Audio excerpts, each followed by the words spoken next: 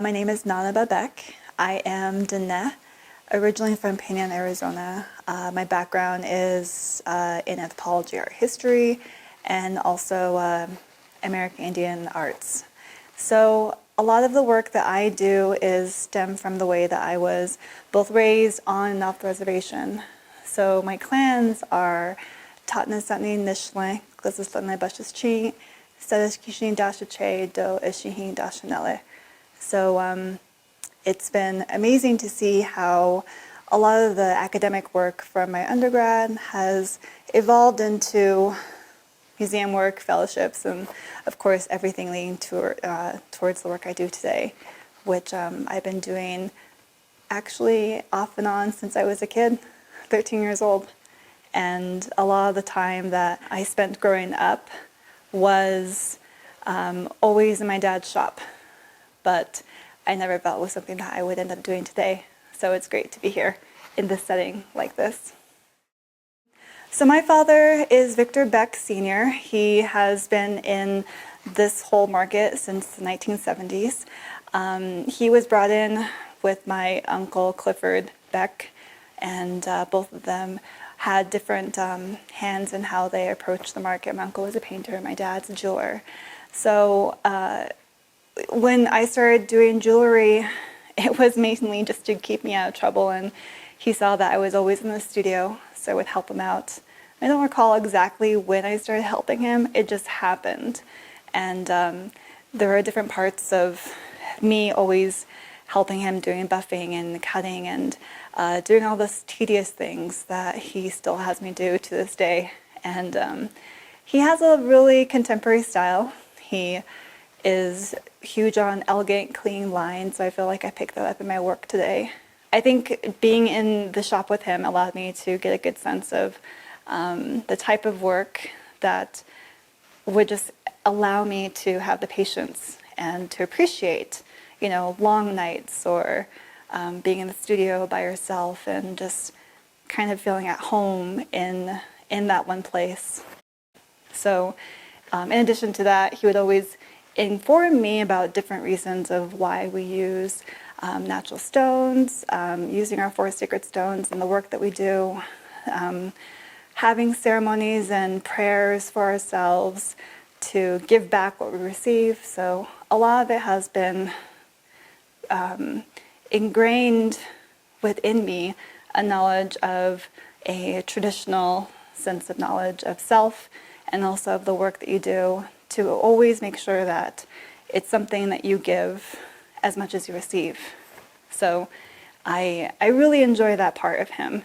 And it's really interesting the way that him and I just kind of understand that and get that. I'm doing lapidary on this particular piece. It's a double-side inlay pendant. It's going to be double inside with one stone, this one, on this side, and then multiple stones on the other side, which you saw me doing work on right now. I really love the way that just a really beautiful blue color turquoise with a little bit of a orange-red coral looks against one another. My mom had I received a lot of stuff from her, but one of them is this piece here, and my dad's been eyeing this piece for one of his pieces. So I'm going to use it for this one instead. So, you know, there are always these different elements where I'm definitely thinking of my dad, definitely thinking of my mom, and I think that my dad, he's going to be here later on today, so I know he'll be very happy to see that this piece is complete, because it's kind of been out in the studio, just kind of floating, and been looking at it, saying, "You're cute, I don't know what to do with you yet." And so I'm going to just create it and make it into a piece that I'm ready for. The lapidary for this has always been a challenge because, again, I just need to make sure I'm in a place where if I don't have the turquoise, if I don't have the coral, then I can find it. But I have enough stuff with me now to complete the piece, finally.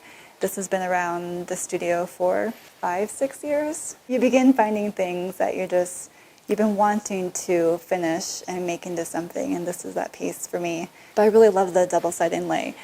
Turquoise is one of our sacred stones in Navajo, and so it represents our male side, and is our left side of our bodies, because as people, we have dualities, our female side and our male side. That's how we are as human. These pieces just aren't pieces of turquoise.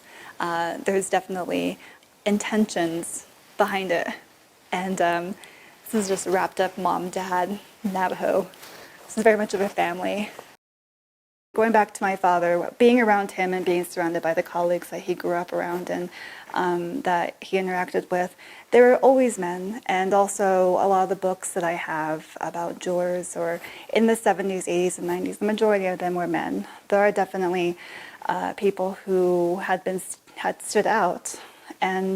But for the most part, I wanted to also speak more to people who are around the generation that I'm within.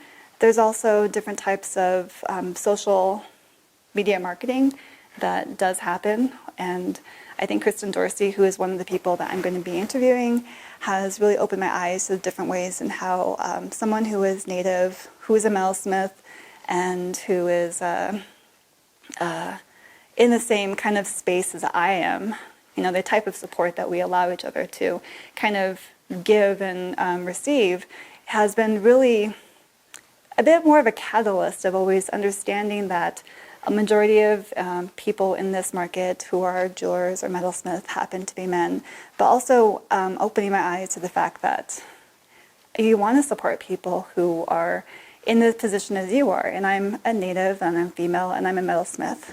So I know that there are people who went to IA who have graduated to be jewelers in their field with whatever materials they want to use. Like myself, I learned from my father, or my mother, she learned from my father. So the way in which we kind of allow ourselves to kind of be in this position as a metalsmith is really interesting to me, because I want that to be a story that other people can understand, that when it comes to creating pieces that we wear, I think it's a bit different than, say, somebody who may not wear the dainty earrings that they actually make for females when they're a male person. I mean, it's all gorgeous. Everything that is made in Native jewelry is gorgeous. But I really enjoy the stories of, you have to prepare for a show. You may or may not have kids. The hands that I look at other jewelers and, we laugh about the manicures that we're never going to have. Talking about just the small things that we recognize in the way that the shows kind of work itself out. Or just in the way that we choose not to put ourselves out there as much versus what happens when we don't do that. So this is just a small way to get those conversations going. And I think Connie Gasson really gave me a good idea. I must have been like 15 when I started hearing everything that her and the boys would talk about. And I grew up around them just talking about everything Santa Fe.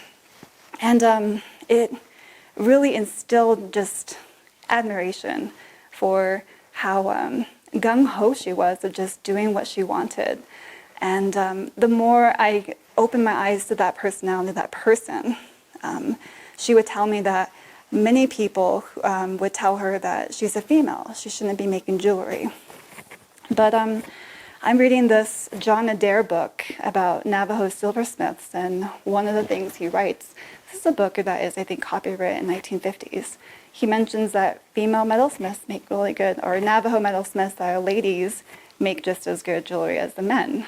So I feel that there's something that he pointed on in his introduction chapter that I see in one person who has not had, I think that she's provided a sense of self, but also just something of a shedding light on a way of how you kind of just do what you need to do to create the things that you can't create but have to create in metal. So And Connie's incredible. These will have an inlay all the way around, but it will have the 4 sacred stones. They'll be like this, but instead of it being the rails around that, they'll have an inlay all the way around. But the part that I'm thinking about right now is, how heavy will this be? So when these are done, I'll wear them, put them on, and walk around with them for a good 5 minutes, and at that point really figure out if I want to keep it on a hoop this large or minimize it just a little bit more. So I think one is going to be majority white shell for one, and then majority turquoise for the other, with highlights of abalone and jet in both. And this whole year has been around the idea of growth and just kind of allowing yourself to be fearless, just go for it, and to know that I could do it. I love the idea of blossoms, and this is a Navajo equivalence of the most known type of blossom in Navajo jewelry. And so I'm just playing with that form a lot. Or maybe do some lost wax casting to kind of get it more into the actual idea of a blossom. But for now, I'm playing with the way that I would like to have a squash blossom represented, and also just putting on display, the classic aesthetics of Dene. It's a squash blossom, it's a pomegranate blossom, people know what that is. You want to respect these, and so my dad always mentions to make sure you pray when you're using them, putting them into your jewelry. And so here is the silver bead necklace, aka Navajo pearl necklaces from what they called back in the day. And of course you see the dualities of white shell. In this case, this is mother of pearl, and then you have turquoise on the other side. These are actually going to be hollow formed, as you can see. For right now, I'm making them into these all silver pieces. And I have stones that will go on top, and I've been making these types of pendants for a while. They're called my Changing Woman pendants. Again, turquoise on one side and white shell on the other. Changing Woman is kind of part of our ceremonies, our Kinalda puberty ceremonies. Changing Woman is a big part of that. And I wanted to make something that kind of embodies the growth and the changes that we endure, and also that we are going through as women. And I wanted to kind of allow that to be a piece that was consistent through my time as a jeweler. So the pendants have been growing. They have been resonating with a lot of ladies that feel that same sense of owning their womanhood, or owning whatever part of how they are as growing into the woman that they want to be or are. I really love it when Native ladies from all different backgrounds wear this. Oh, and I have some of my language pendants.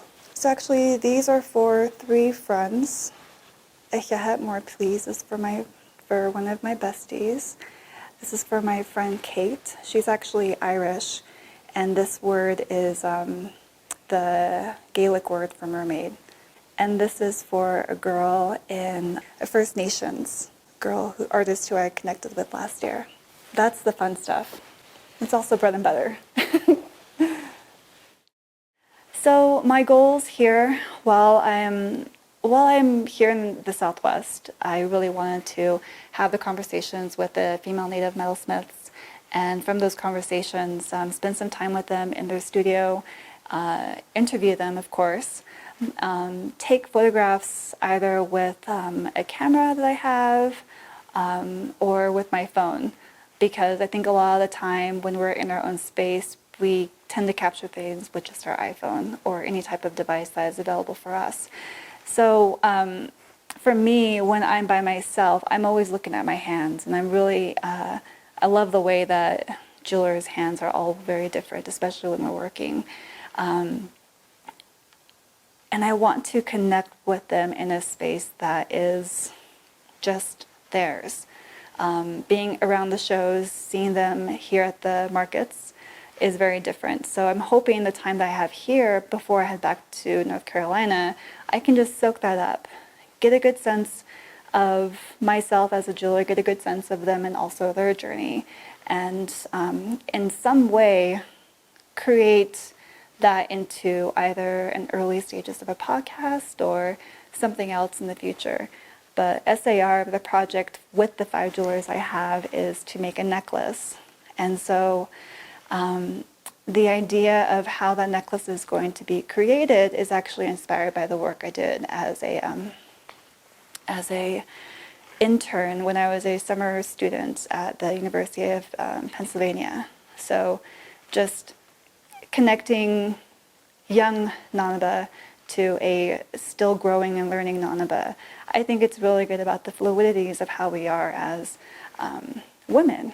So in kind of just saying that this is how I am growing as a jeweler and describing myself as an artist versus whatever life I had in all those different type of jobs. And that's really exciting because I think that Santa Fe is just one of those moments and times that you can allow these things to take place. Being in the Indian Arts Research Center, being so close, I'm attached to the whole building, is incredible. Being able to head over to the library and to see the different books that I can't find anywhere else, nor even hold anywhere else.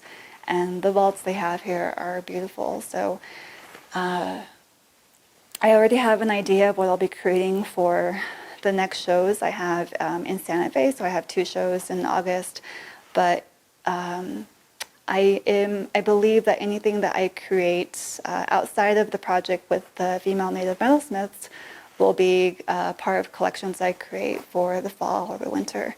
So, and that's where the Navajo New Year begins. So with October, with that coming with the fall seasons, just try to incorporate what I'm learning here and just keep on growing from that point on. This is such a beautiful studio. The Dubin studio is inviting. It's large, and the space and also just the peace that comes along with it is something that I'm hoping to gain inspiration, invite people to join me as I'm doing this, and just try and soak up as much of that energy and just head back to North Carolina, just really refreshed. And that's a lot for 2 months, but it could be done.